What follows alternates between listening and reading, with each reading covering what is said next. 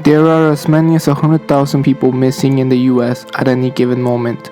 A lot of these people come back, while others remain missing. In this video, I'll be discussing 3 of the most disturbing missing person cases where the victim simply seems to have disappeared without a trace. Number 3. It was a quiet night of February 14, 2000 in Shelby, North Carolina, when 9-year-old Asha Degree disappeared from her home. She was last seen sleeping on her bed at 2:30 a.m. when her father checked in on her before heading to bed. The brother, who shared a room with her, heard noises in the early hours of the morning, but assumed it was Asha tossing and turning on the bed and went back to sleep. When the mother went into the room at 6:30 a.m. to wake her children up, she discovered that her daughter was missing and immediately called the authorities. They began an extensive search of the area with no luck. The last confirmed sighting of the young girl was at 3:30 a.m. when she was spotted by 2 truck drivers at an intersection a mile away from her home. Investigators concluded that Asha had not been kidnapped but left on her own. The actual reason for why Asha left is unknown, as she was a good student and her parents never had any real trouble with her. Around the time before her disappearance, she and her class were reading a book where a couple of children run away, have magical adventures, and return home. It is theorized that she had tried to mimic the actions of the characters, but things took a dark turn for the worst. 3 days later, Asha's pencil, marker, and Mickey Mouse hairbow were found near a tool shed of a local business a mile away from her parents' home. 18 months after she disappeared, a construction crew found Asha's backpack with her name and number written on the outside of it, double wrapped in a black plastic bag. Months later, bones wrapped in a pair of men's khakis were found buried near where the backpack was found. The bones were quickly determined to be animal bones. Although authorities consider there to be criminal activity and foul play involved, there have been no suspects or concrete leads to back this up. After 15 years, Asha's parents live in the same apartment and have kept the same number in hopes that the now 25-year-old will find her way back home. Number 2. On the afternoon of April 10, 1998, 40-year-old Diane Ogid was last seen leaving her home in Odessa, Florida. Ogid suffered from a bipolar disorder and took medication to treat her condition. On this particular day, she left home without the medication. Besides her disorder, she also had a troubled past, as she had lost custody of her 3 children in 1988, placed in mental institutions, and suffered from drug addiction and alcohol abuse. On April 11, a bartender reported seeing her walking down US 19 in Hudson, Florida. 3 days later, on April 13, her mother came home to find a voice message from her. On the recording, she heard Diane plead, "Help, help, let me out," while she was clearly struggling to keep the phone away from someone. The last thing she said was, "Hey, give me that," and the message cut abruptly. Caller ID placed the call to a business called Starlight, but no leads panned out. Although there was no suspect in the case, someone seemed to be taunting the Ogid family by leaving belongings of Diane in 3 different cities in Florida.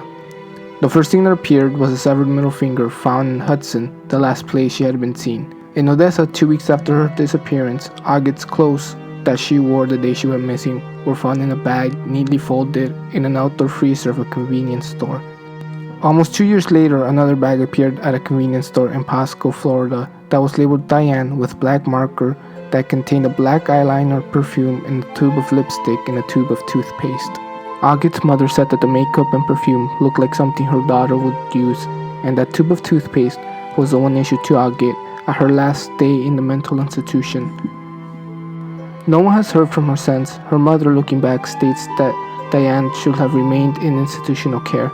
This case is disturbing because someone went out of his or her way to make it disturbing by planting Diane's things in a 2-year period. Number 1. On the morning of September 20, 1988, 19-year-old Tara Kaliko went out for her daily bike ride. She had told her mother, like she did every morning, that she would be back by noon. When noon rolled around, Tara was not back, so her mother, knowing her route, went out to look for her. Unable to find her, she contacted the police, who immediately began a thorough search of Tara's bike route. Although witnesses confirmed to have seen Tara on her bicycle, No one saw the moment she was taken.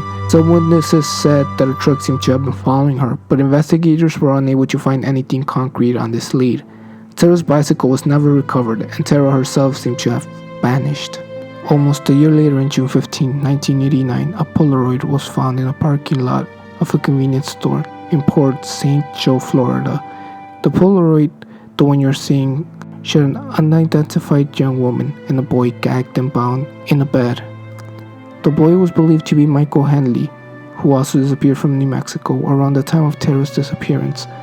But Henley's body was shortly discovered in the area where he had disappeared, and medical analysis determined his body had not been moved. On the other hand, Tara's mother believed the young woman in the picture was indeed Tara, due to the scar on the girl's leg that resembled the scar Tara also had. And the book in the picture, entitled My Sweet Adriana, was Tara's favorite book. The Polaroid was subjected to testing by two separate agencies. One determined that it was in fact Tara, while the other determined it was not Tara. 20 years later, the local sheriff, Rene Rivera, said he knew exactly what had happened to Tara. Without disclosing how he came to this conclusion, the sheriff explained how a boy was driving a truck with his friend, who knew Tara, spotted her riding her bike, and tried to approach her. They accidentally ran into her and killed her. They promptly covered up their crime. The sheriff said that he knows the names of the boys who did this, but without the body or concrete evidence, he can't make a case or any arrests. Tara's family does not believe this to be true, because they believe that strong circumstantial evidence should be enough for an arrest. Regardless of whether this is true or not, two more Polaroids had previously been found, possibly of Tara, although these two have not been released to the public. The disappearance of Tara Calico earns a spot as number 1, because unlike the other two, no trace of Tara has been found, not even body parts or the bicycle. The Polaroid just raises more questions. If it is Tara in the picture, is she still being held hostage in Florida? Almost 1,700 miles away from her home, and for what purpose? And if it is not her, then who's the girl and boy in the picture? Did the Polaroid open 2 more missing child cases that were never investigated? If you enjoyed this video, don't forget to subscribe, and feel free to share with your friends and family. Thank you for watching, and have a good night.